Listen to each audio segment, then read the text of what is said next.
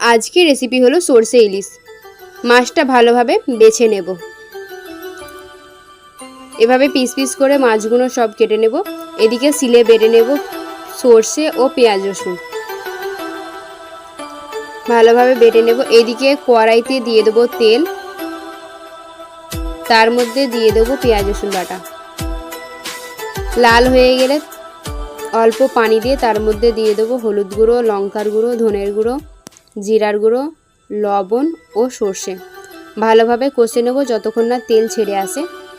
তেল ছেড়ে গেছে, তার মধ্যে ইলিশ মাছগুলো দিয়ে দেবো। সবকটা মাছ এভাবে দিয়ে দেবো। 2 মিনিট ভালো করে ফুটিয়ে নেব।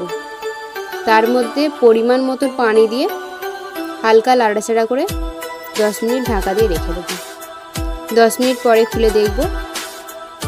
তার মধ্যে দিয়ে দেবো চেরা কাঁচা লঙ্কা। রান্না হয়ে গেছে।